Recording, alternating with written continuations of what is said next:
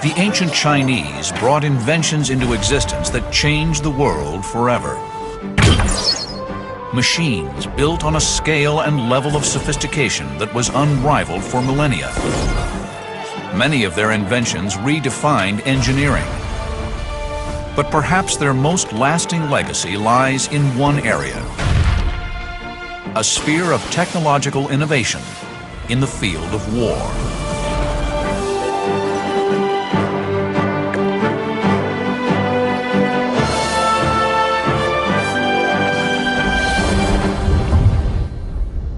At over 6,000 years old, China is one of the planet's most ancient civilizations, and today boasts the largest army in the world. 60 centuries of military heritage has left an incredible legacy of technologically advanced weapons. Now, new discoveries are making us realize that much of what we thought we invented actually existed thousands of years ago. Armies that used handguns, landmines, and massive attack catapults to destroy whole towns. Lethal flamethrowers that rained fire on the attackers. High-velocity cannons and lethal incendiary bombs that blasted whole battalions out of existence. And even self-propelled missiles. Machines of war that would be instantly recognizable to the frontline troops serving in today's armies.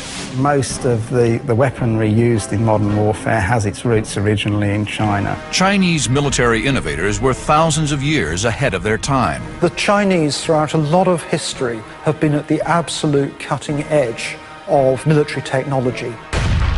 Incredibly, their use of gunpowder and military rockets is stunningly similar to the way we use them in battle today. It's certainly one of their major contributions, for better or for worse, to the history of the world. There's no doubt that through a lot of history, the Chinese have been the greatest military innovators on Earth, and their technology has certainly been at the absolute forefront. In 400 BC, China was not a unified country. Several states existed in the area, and they were all trying to take control. The state that could take control of its neighbors would win the greatest prize: domination of China. And to beat their neighbors in battle, the Chinese military engineers accelerated the development of killing machines. In the Bronze Age, around 800 BC, warfare in China relied on hand-to-hand combat and the sword. Chinese blacksmiths were producing amazing advances in metalworking. The result was an array of axes, knives, and swords, the most lethal blades the world had ever seen. The craftsmanship that went into a Chinese sword was extraordinary. They forged iron with carbon to produce ultra-hard blades set into hilts of exquisite craftsmanship. They used an ingenious approach to cooling the blade in the forge, where the middle was coated in a heat-resistant substance that allowed the edge to cool quicker than the middle. The result was a very strong and very sharp weapon. As their skill with metal grew, so did the length of the blades they could produce. In the Kingdom of Qin, swords became longer, about 36 inches, and this gave a good advantage in combat. The longest swords in Europe at the time were only 27 inches long. To make long swords, advanced technology was needed to assure their sharpness and flexibility. Swordsmiths had mastered the chemical properties of metal, in particular chromium plating, an extremely complex chemical process. The result was an incredible level of hardness and durability. The sword still shines and has not gone rusty after 2,200 years. This is a result of the chromium plating on it. How could the Chinese swordsmiths have coated the 8-sided blades with this chromium? With no electricity 2,200 years ago, the chromium plating must have been done by a chemical method. Something rich with chromium was wiped on the weapons, or the weapons were buried with chromium and heated up. The answer is still a mystery. But even after 2,000 years, the swords have the cutting precision of a modern-day razor. At point-blank range, a trained swordsman could deliver the point of the sword into an enemy with a force of 3,000 pounds, enough to drive through armor, flesh, and bone. Each sword has 8 surfaces, and every line on each surface is beautifully crafted. The most important thing is that the blades are really sharp. This is actually as sharp as a razor. At the Tangxi sword factory in Qiping, modern craftsmen are still creating these exquisite weapons in the same way they were crafted 2 millennia ago. The iron is forged in furnaces heated to 1130 degrees, just using air and charcoal. The sword is then pounded with a heavy hammer. This flattens the sword into a very thin blade and also hardens the metal. This process, known as tempering, is repeated time and time again, at each stage the sword becoming harder, thinner, and more deadly. Attention is paid to the smallest details on the beautiful hilts, and the result is an exquisite creation, part work of art, part deadly weapon. But were there even longer blades wielded in ancient China? Dr. Tom Richardson is curator at the Royal Armouries in Leeds, England. The armories boast one of the largest collections of rare military hardware on the planet. Here lies one of the most unique weapons of the ancient world, a dagger axe. It was called the Ge. This beautifully engineered, pointed, bladed weapon was originally fastened onto a 10-foot staff. The dagger axe inflicted massive punishment over 2,500 years ago. Today, only the bronze blade itself remains. The fluke at the back of the blade passes through the haft, and the slots here on the back of the blade are intended to bind the blade onto the haft. The weapon's precision design ensured that the blade could be used to maximum effect in hand-to-hand combat. Each blow would deliver a force of 6,000 pounds. To be on the receiving end of just one thrust would have been agonizing. They're swung on very long hafts, and you can imagine the concussive impact of one of these blades swung on the end of a long pole. By 1000 AD, China was over 1,000 years old and had consolidated her military might. Her engineers and blacksmiths were becoming expert at creating deadly weapons. But it was the chemists and alchemists who stumbled across a mixture that would completely rewrite the history books and redefine the art of war like nothing before or since. The art of warfare would be unrecognizable today were it not for a 1,000-year-old Chinese invention. The first we hear about gunpowder in ancient China is actually from philosophical Taoist tracts. These were scientists looking for elixirs of immortality, and what they found was in fact the exact opposite. The art of warfare was changed forever.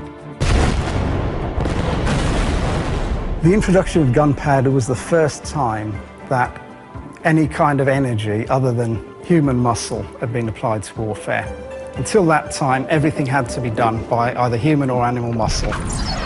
Gunpowder harnessed chemical energy, which could be released over a very short period of time, and gave that enormous power into the hands of the military. The first place that happened was China. But how is this world-changing substance made? It turns out to be a fairly simple recipe. John Naylor is an expert in the history of military hardware. The basis of gunpowder and any sort of explosive is a fuel. In this case, the fuel is charcoal. We need to powder it, grind it down. In fact, it often works best to have a mixture of coarse and fine powdered charcoal. Powdered charcoal is mixed with 2 other common chemicals in precise proportions. Mixed together and ground very carefully, you end up with your black powder. The bowl and spoon John is using are made of pure silver. John cannot risk using steel or any other metals that can spark when banged together.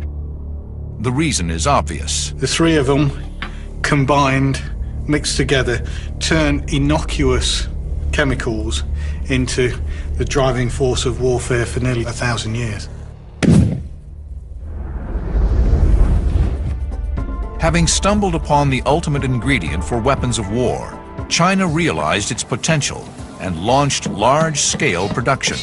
The first evidence of industrial production of gunpowder in China is dated to 1040 AD, and initially not for use as an explosive, but rather as a fire-producing compound. Gunpowder has different properties depending on the exact proportion of its ingredients, and early varieties of gunpowder didn't explode, but they simply burnt at varying speeds. So that the most useful application at that date was either as an incendiary thrown from a catapult inside a soft paper casing that would burst into flames on impact, or a match which would continue to burn quite slowly for several hours and could be held in front of a stream of inflammable oil.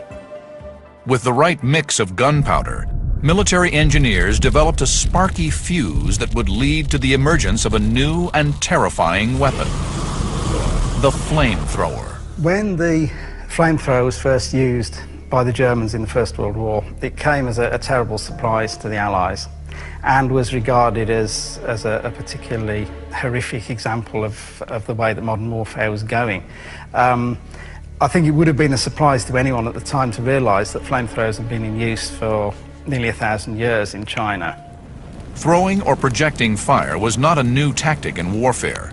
Greek fire had been in use for several hundred years before that, but the Chinese advance on this was to produce a continuous stream of flammable liquid. This ancient flamethrower was among the first to utilize liquid fuel. This flamethrower is from the Song dynasty. It was made to use gasoline, which had been used in China very early on. The liquid properties of gasoline meant it could be sprayed out of a nozzle. This was then ignited at the muzzle by a piece of slow match impregnated with gunpowder. So this was not only the first continuous action flamethrower, but it was also the first known use of gunpowder in military technology. In a remote location, somewhere in rural England, we are about to test a replica of this ancient weapon. Richard Windley is an ancient technology expert who is intrigued by the design of the gunpowder fuse. Certainly the ignition details we have for the flamethrower from the original text indicate that it was some kind of very slow burning but sparky fuse which gave plenty of sparks but burned relatively slowly. It'd be no good having a fuse that burned quickly because it would just burn away and there wouldn't be enough ignition there for the thing to keep up a continuous stream. But what flammable agent would the ancient Chinese pyro commandos have used in their weapons? We think that what they were using was something similar to gasoline or kerosene. So what I'm actually using in this device is a mixture of the two. With the chemistry of the fuse and the incendiary understood, Richard researched the ancient texts for clues as to how the flamethrower actually worked. So this is our reconstruction of the Chinese flamethrower. Basically what we have is a brass cylinder. The quality of the brass was actually specified in the original document. And this forms the cylinder of a pump. Inside here is a piston, which is about so big. This would probably be made out of bronze or possibly wood, and it would be bound round with cord until it was a really snug, tight fit in the cylinder so we can get plenty of pressure. This moves backwards and forwards as the handle is moved backwards and forwards. On the forward stroke, it forces out the flammable liquid through a nozzle at the front of the device. And on the back stroke, it forces the fluid which is in here, it forces that down through that pipe there, up through an internal pipe here, and to a secondary nozzle at the front. So we're effectively getting two squirts, one on the forward stroke and one on the backward stroke. At the back of the flamethrower is a large diameter extension to the cylinder, and this forms what we'd now call a gland. This would have been packed with string or cardboard, and the purpose of this is to stop the fluid on the backstroke being forced out and covering the operator. The reservoir is in the bottom. Initially, in the original device, the whole thing, this whole tank, would have been a large reservoir which would probably be holding something like 25 litres. There is a small flap valve made of brass which has a pivoted hinge. This allows the fuel to be drawn up into the cylinder on the forward push and along this tube, rather than back into the reservoir on the second stroke and into the secondary nozzle ignition chamber at the front. The ignition system is a slightly different proposal because the texts are not that clear on how exactly this worked. The little fuse assemblies are going to fit just inside a little holder there. They're ready to be lit. The front portion, the ignition chamber, goes on. Then what all remains to do now is to light the fuse, and we're ready, pretty much ready to shoot. Richard sets up a bale of hay 60 feet away from the flamethrower. This will enable us to see how accurate the weapon is.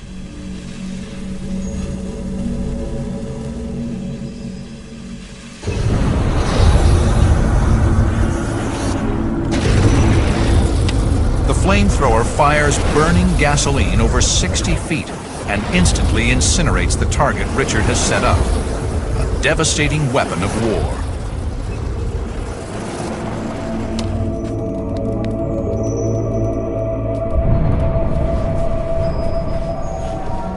Well, that from where I was standing, that was absolutely staggering. That was awesome.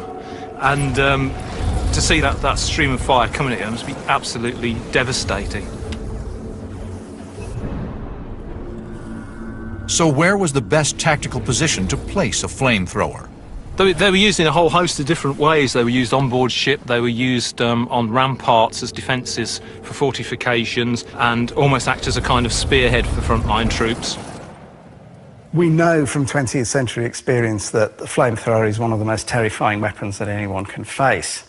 And certainly there would have been a serious risk of being burnt if you were in front of it. But they were fairly short-ranged weapons. And a lot of the time, their value would have been psychological. If a flamethrower of that description was guarding a breach in a city wall, it would have been a very brave man who would have attempted to go through it. But many military objectives are further away than 60 feet. There is amazing evidence that the Chinese designed and built weapons that could fire devastating projectiles over a mile. Before the advent of gunpowder in China in 1000 AD changed the art of warfare, the Chinese had long been shooting projectiles across battle lines, using the crossbow. But there is intriguing evidence that the Chinese military engineers took crossbow technology to its ultimate limit.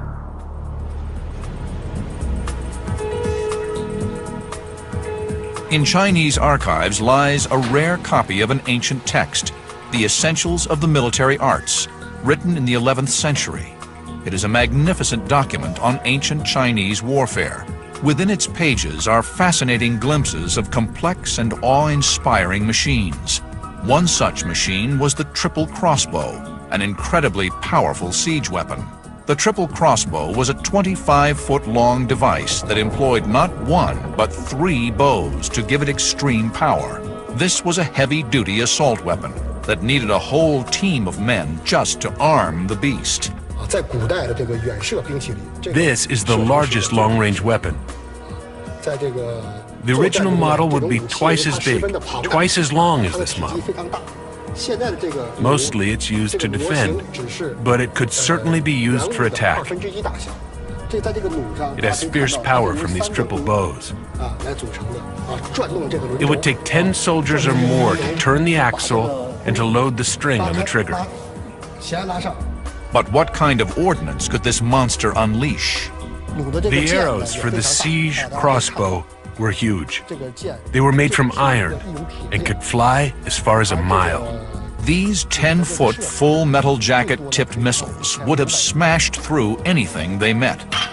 But despite its gargantuan size, the siege crossbow was a mobile and versatile weapon.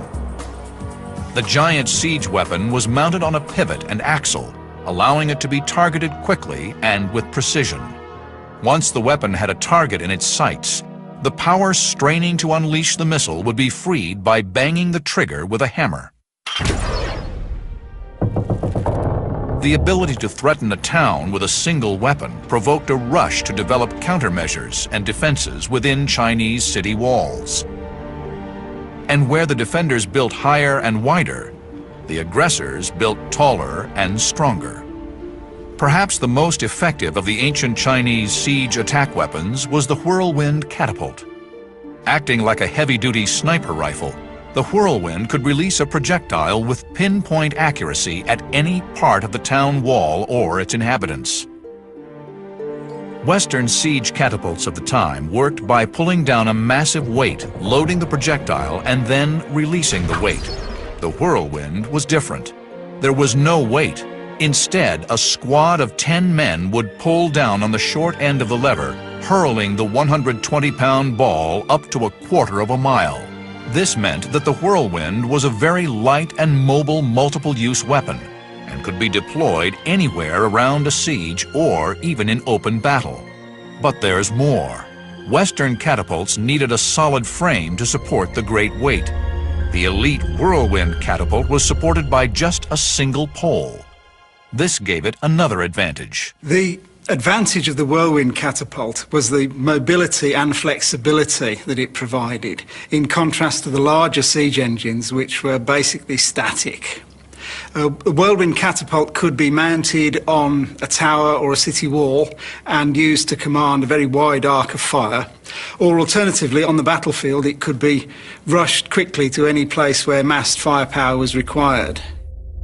In ancient texts, there are accounts of whirlwinds forming parts of batteries of thousands of catapults, which could lay devastation to entire cities within hours.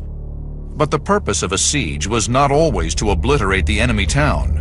Often the objective was to overrun the city with infantry. There is evidence in the texts of large assault machines known as cloud bridges. Their name might sound peaceful, but their purpose was anything but. This 10% scaled-down model is one that incorporates an extendable ladder. The ancient Chinese invented this siege machine with the name cloud bridge, meaning very tall bridge. It has wheels and it could be pushed forward until it reached the wall. Soldiers could safely hide inside the machine until the wall was reached. Stepping on this ladder, the city walls could be climbed onto. You can imagine in a battle scores of cloud bridges being pushed forward and hundreds or thousands of soldiers climbing the ladders. Cloud bridges were really powerful in ancient wars.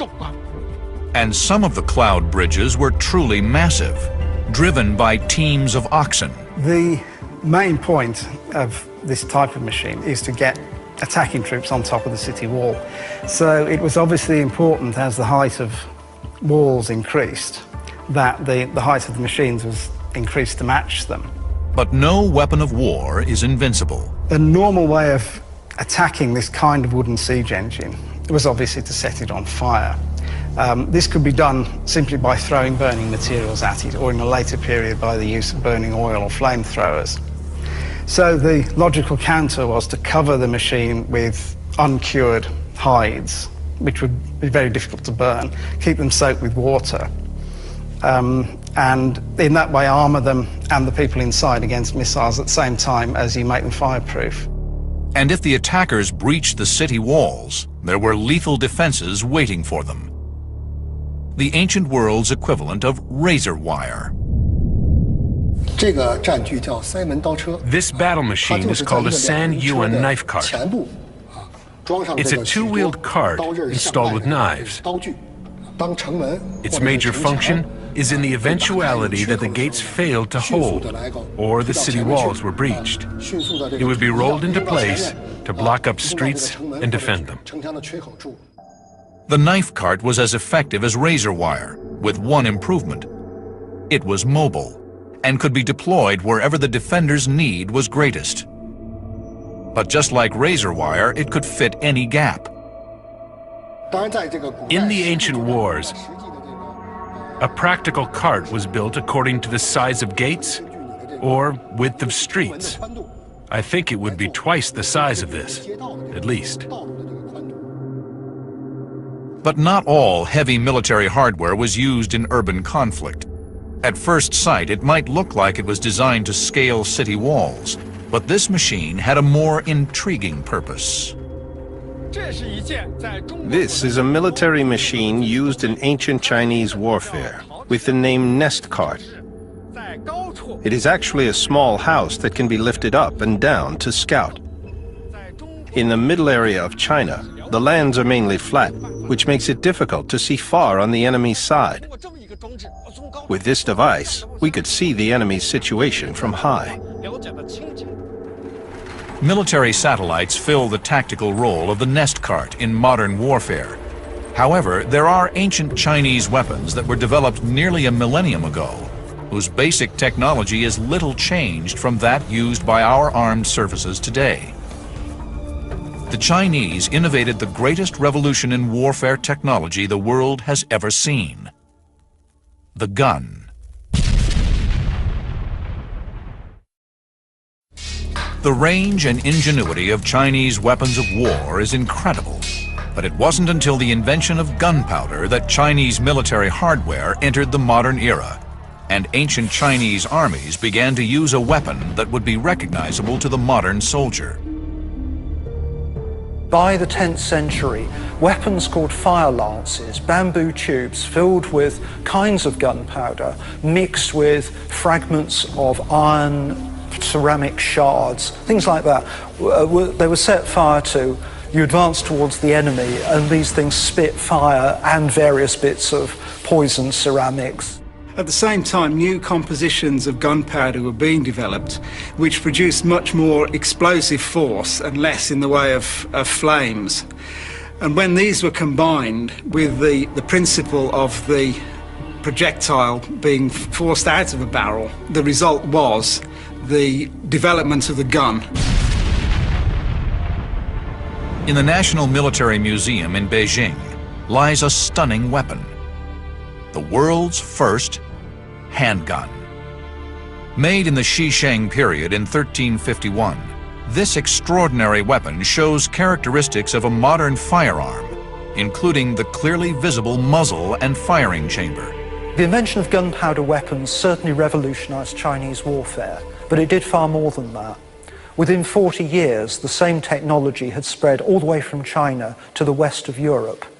And in fact, the use of gunpowder as a propellant, as a weapon, revolutionized world warfare.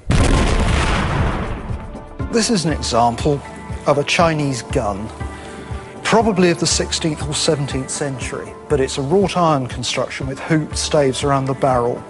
And this type of gun appears really very, very early in China. You can see at the center there's a thickened breech section to reinforce the barrel against the blast as the main charge goes off. And you can see the touch hole where light's applied to it. A fuse would be placed into the hole. When this fuse was lit, it would carry the flame into the breech of the weapon. Inside, the packed gunpowder would explode violently.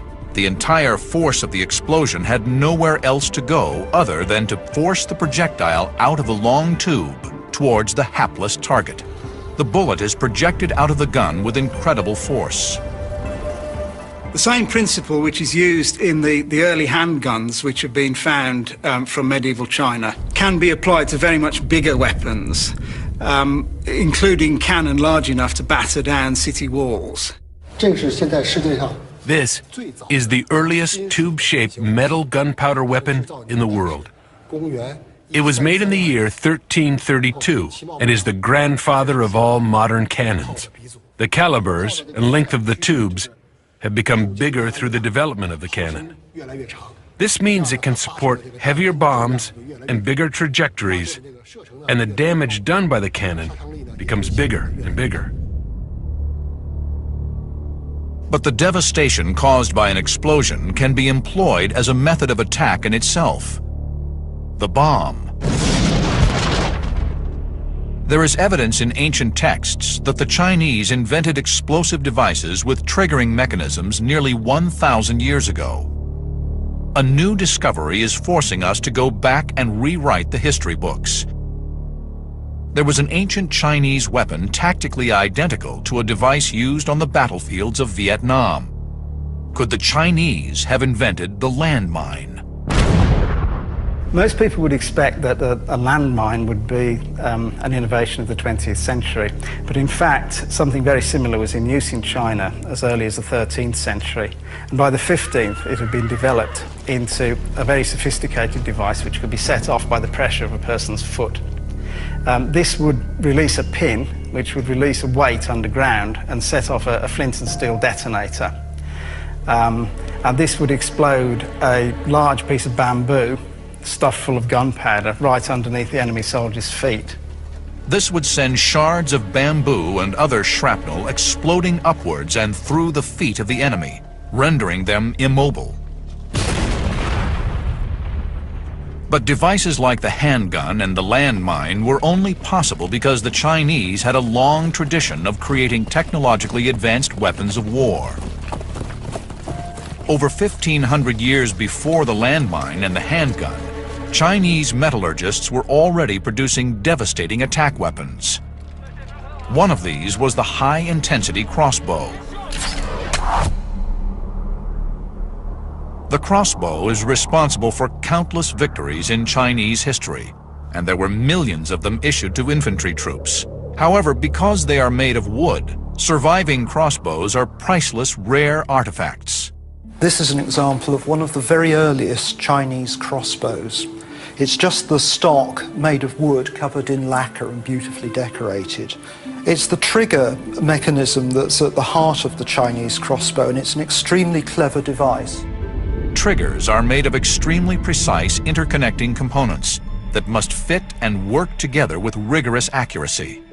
To manufacture them required an incredibly advanced level of casting expertise. And in fact, the technology is quite comparable with a lot used in the gun trade a millennium and a half later. Yet these things were invented in the 4th century BC. The crossbow was a significant technological development over the simple bow that was used for thousands of years by civilizations all over the world. But how is this design more effective than the simple bow? The ordinary bow is formed by an arc and a bowstring. It's pulled by hand, and as a result, the bowman would get tired using it. It's also hard to aim.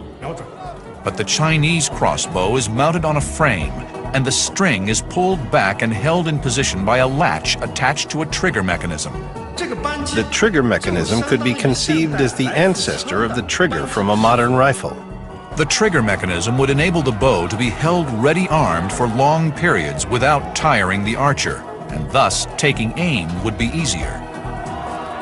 This gives the crossbow an important tactical advantage over other bows.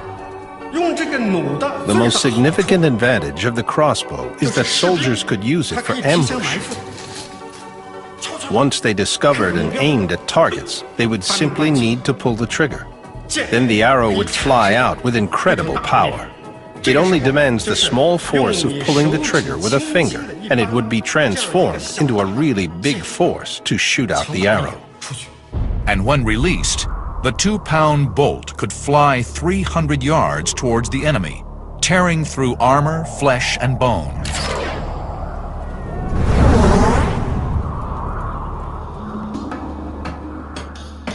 Crossbow technology and the skill of crafting these elegant assault weapons has not been lost.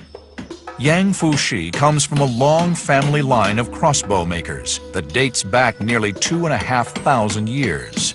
He still makes bows to an ancient design, using only the tools and materials available to the ancients. I couldn't tell you how many generations in my family have been making bows. My ancestors were all bow makers. This looks exactly the same as a crossbow excavated from a West Han tomb. This is a Han Nu crossbow. In Chinese, this means with anger. Its history can be traced back to 2,500 years ago. This replica was made exactly according to ancient drawings. The trigger on this crossbow is made of bronze and exactly the same as the one excavated.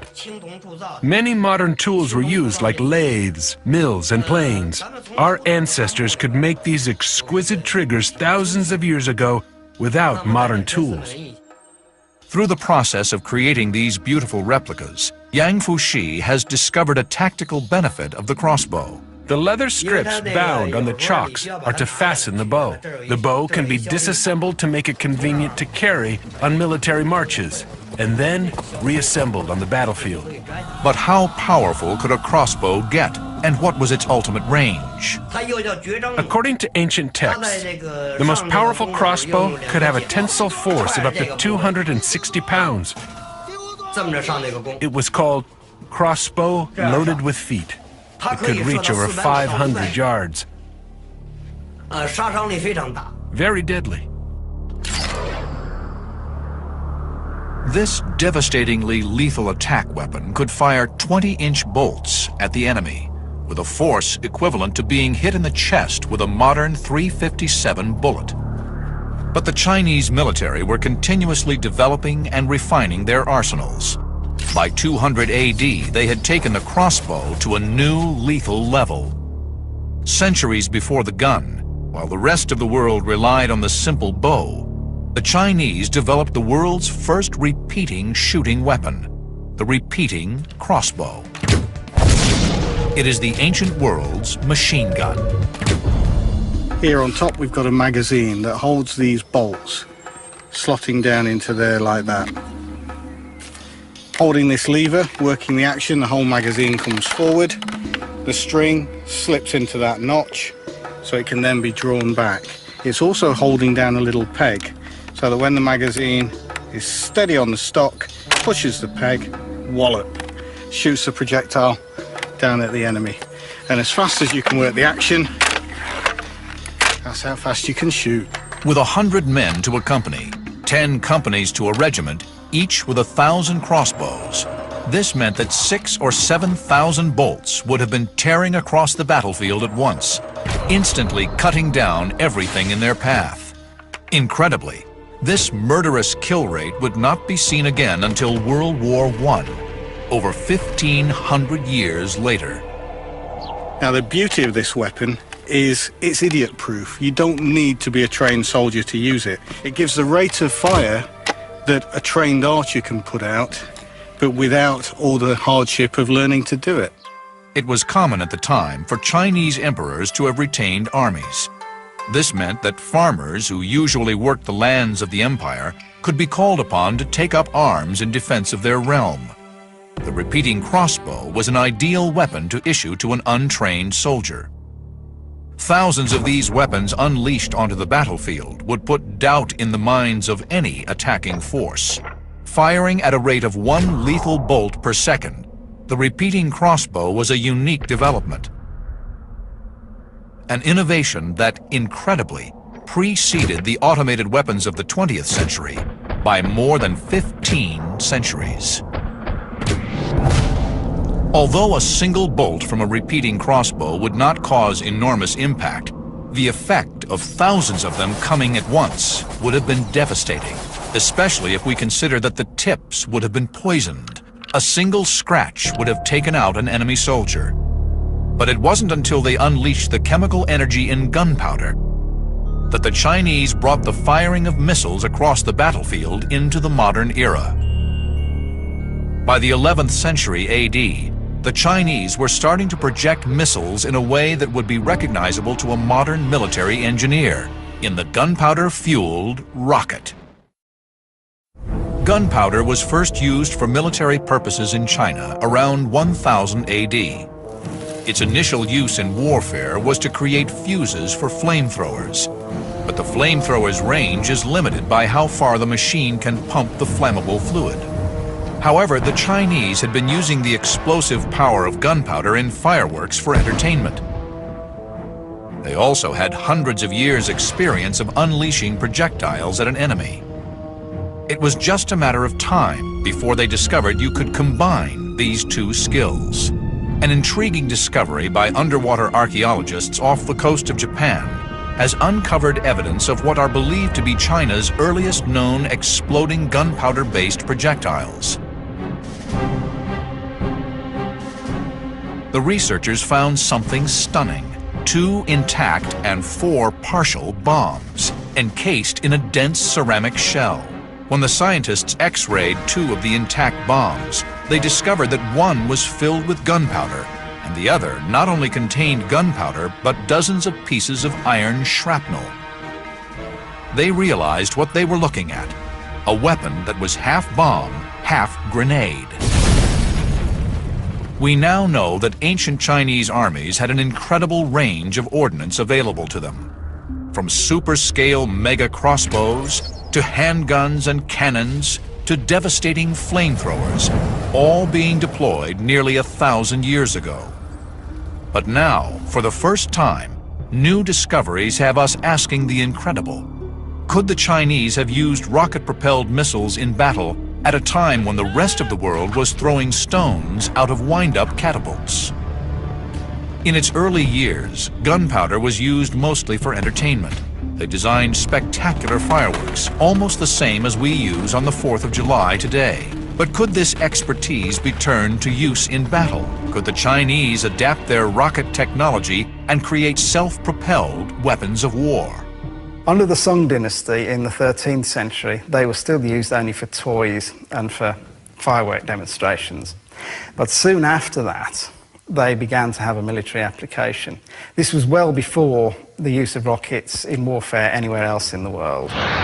The early applications of rocket technology to military uses were basic. They involved attaching a gunpowder-based rocket to an arrow to give the projectile propulsion. Intriguingly, there is evidence of early trials in which rockets were attached to aerodynamic bird-shaped creations.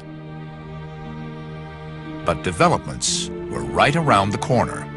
Under the Ming dynasty, from the middle of the 14th century, rockets began to be used en masse in Chinese warfare. They were fairly small devices with arrowheads on the end of a stick propelled by a rocket tube. They didn't have explosive warheads, so they were most useful when fired en masse. Just like the multiple rocket launchers of today, Chinese rocket launchers caused devastation on the battlefield. And it didn't stop there. There was an invention that took rocket technology to the ultimate limit. A piece of military hardware little different to the rockets that modern armed forces put into the field today. The ballistic missile. Invented in the early 14th century, even its name was designed to strike fear into enemy troops. This is an ancient weapon called Fire Dragon issued from water. It was used in naval battles, and when issued, it had a long flame tail, looking like a fire dragon. There are many types of bamboo in China, so it's easy to find the material to build the weapon's body. But how did it work? It has something like fireworks attached to the outside, which act like a powder flask when they are lit. The whole thing starts to fly. The mouth in the front is loaded with gunpowder, which explodes the enemy's ship. But there was more to the weapon than that. The rocket was built in 2 stages. During the flying, the first stage burns, but ignites the second stage. This drives the Fire Dragon to fly further and reach the enemy's ship and explode. But even if the enemy was out of range, the Fire Dragon had a contingency. There was a magazine of 3 rocket-driven arrows loaded within the mouth of the missile. Hundreds of fire dragons flying through the air at an enemy fleet would have caused panic and devastation. This fire dragon issuing from the water might be thought of as a sort of primitive cruise missile. Its main use was from one ship against an enemy fleet in naval battles on the large rivers of China. I think, though, that its main impact would have been psychological. The large carved and painted dragon head on the front would probably have had more impact than the shower of arrows which it was discharged when it got within range. Nevertheless, it's an extremely sophisticated piece of technology for its time. It is incredible to think that the Chinese war machine created weapons whose principles and tactics we still use today. Those first Chinese military technicians who first used gunpowder to propel a rocket device forward can take as much credit as anyone for putting a man on the moon. Thousands of years ago, they were creating weapons that would be instantly recognizable to the modern soldier. What new discoveries remain out there? Discoveries that will turn everything we thought we knew about the ancient world on. Incredibly, their use of gunpowder and military rockets is stunningly similar to the way we use them in battle today. It's certainly one of their major contributions, for better or for worse, to the history of the world. There's no doubt that through a lot of history, the Chinese have been the greatest military innovators on Earth, and their technology has certainly been at the absolute forefront. In 400 BC, China was not a unified country. Several states existed in the area, and they were all trying to take control. The state that could take control of its neighbors would win the greatest prize: domination of China. And to beat their neighbors in battle, the Chinese military engineers accelerated the development of killing machines. In the Bronze Age, around 800 BC, warfare longest swords in Europe at the time were only 27 inches long. To make long swords, advanced technology was needed to assure their sharpness and flexibility. Swordsmiths had mastered the chemical properties of metal, in particular chromium plating, an extremely complex chemical process. The result was an incredible level of hardness and durability. The sword still shines and has not gone rusty after 2,200 years. This is a result of the chromium plating on it.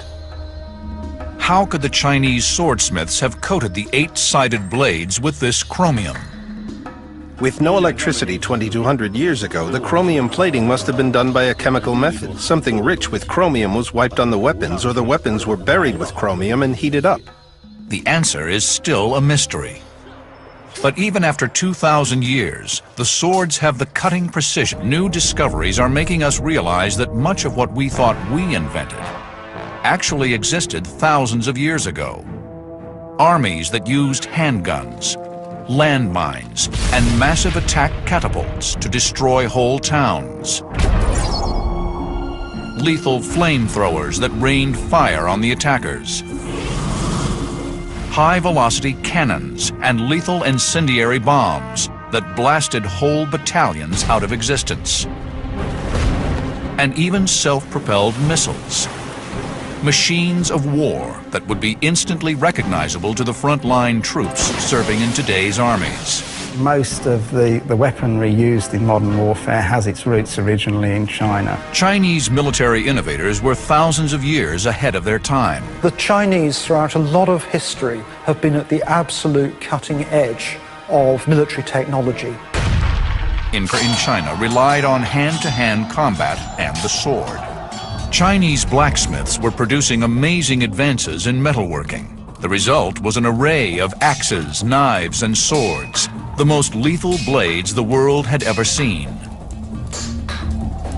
The craftsmanship that went into a Chinese sword was extraordinary. They forged iron with carbon to produce ultra-hard blades set into hilts of exquisite craftsmanship.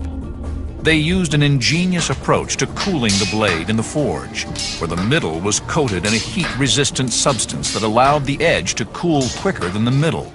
The result was a very strong and very sharp weapon. As their skill with metal grew, so did the length of the blades they could produce. In the Kingdom of Qin, swords became longer, about 36 inches, and this gave a good advantage in combat. The ancient Chinese brought inventions into existence that changed the world forever. Machines built on a scale and level of sophistication that was unrivaled for millennia. Many of their inventions redefined engineering. But perhaps their most lasting legacy lies in one area: a sphere of technological innovation in the field of war.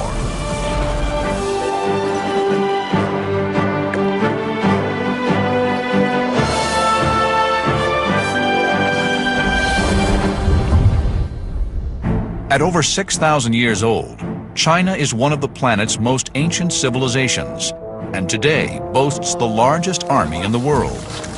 60 centuries of military heritage has left an incredible legacy of technologically advanced weapons.